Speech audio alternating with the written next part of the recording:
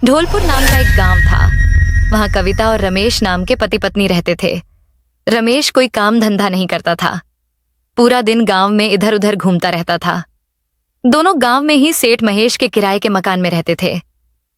अरे रमेश भाई, अब तो 3 साल होने वाले हैं, मेरा किराया दो वरना मकान खाली करो। अरे अभी पैसे नहीं हैं, जब होंगे तब दे देंगे। कविता हाथ जोड़कर बोली, भाई साहब 2 महीने का समय दे दीजिए, मैं मेहनत करके पूरा किराया चुका दूंगी। सेठ महेश बड़बड़ाता हुआ चला जाता है। उसी गांव में चंदा नाम की एक गरीब औरत रहती थी। उसका कोई घर नहीं था। वो रोज रात बरगद के पेड़ के नीचे सो जाती और दिन में कटोरा लेकर भीख मांगती। बहन जी, कुछ खाने को दे दो। रोज रोज आ जाती है, कल आना। हर घर से उसे यही जवाब मिलता। एक दिन चंदा आना बंद कर देती है। अगले दिन उसकी लाश बरगद के पेड़ के नीचे मिलती है। उस दिन के बाद गांव की किस्मत बदल जाती है। रात में गांव में काला साया घूमने लगता है। एक रात रमेश के घर दरवाजे पर दस्तक होती है। कविता बोली, जरा देखो कौन है। नहीं, बाहर वही काला साया घूमता है। दरवाजा खुलते ही सामने चुड़ैल कटोरा लिए खड़ी होती है। कविता पहचान जाती है, ये तो वही चंदा है। कविता चिल्लाती है, चिचू चुड़ैल, जाओ यहां से, कल आना। चुड़ैल अगले घर की तरफ बढ़ जाती है। वहां अमित रहता था।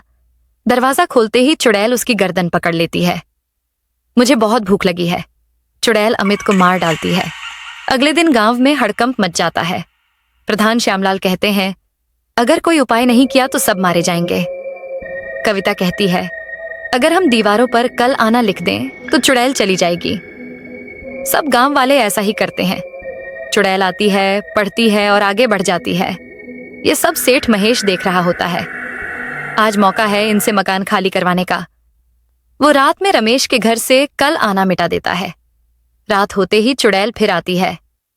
आज भूख मिटाकर ही जाऊंगी। सबके घरों पर लिखा होता है, कल आना, सिवाय रमेश के घर के। चुड़ैल दरवाजा तोड़ देती है। रमेश और कविता भागते भागते सेठ महेश के घर पहुंचते हैं। रमेश उसके घर की दीवार से लिखा हुआ मिटा देता है। अब चुड़ैल सेठ महेश के घर पहुंचती है। वो भाग जाता है।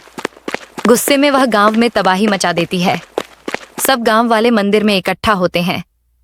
पंडित देवनाथ कहते हैं, इसे वही चाहिए जो इसे कभी नहीं मिला, भोजन।